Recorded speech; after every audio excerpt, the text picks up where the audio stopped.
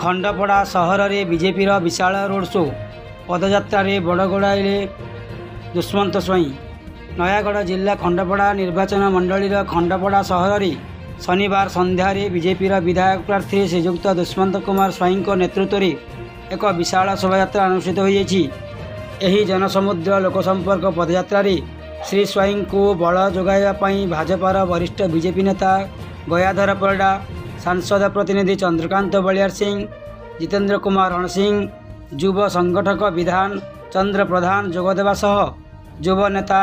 दलर तुंग नेता सहस्र महिला और पुरुष शोभायात्रा सामिल होते। खंडपड़ार आराध्य देवी माँ उमादेवी पीठ परिसर शोभायात्रा बाहरी समग्र खंडपड़ा सहर परिक्रमा करथिला।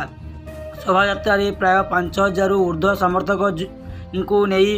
ओडिशारू बिजेडी शासन को हटाई नरेंद्र मोदी स्वच्छ और निर्मल शासन प्रतिष्ठा करने परिवर्तनर नारा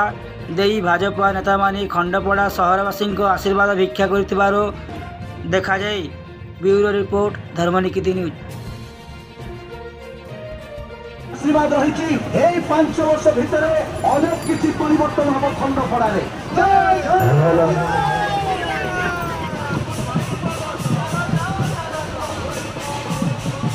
समस्ते चितन भाई एवं जड़े खंडपड़ार बापुर ब्लॉक बादशाह नेता गयाधर बाबू एवं पूर्वतन विधायक सिद्धार्थ शेखर सिंह समस्ते मेंट होती। मेंटरे मो निवेदन करी जदि मो खंडपड़ा माटी मते स्वाधीन प्रार्थी भाव में भोट देते दल में किसी पुरुखा नेता सामिल होती कौन शक्तिशाली हम एवं रणनीति कौन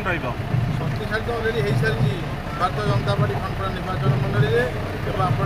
निश्चित भाव में देखिए 25 तारीख दिन भोटिंग हो सारापर जून 4 तारीख दिन आम निश्चित भाव में भोट देखिए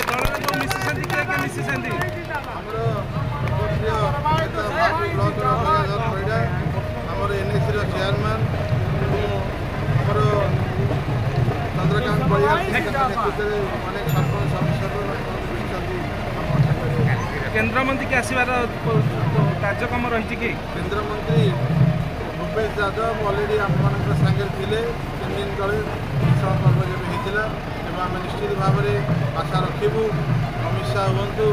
योगी जी हूँ कि धर्मेंद्र प्रधान हूँ निश्चित भाव में आम ये आसपा प्रोग्राम कर निश्चय आस।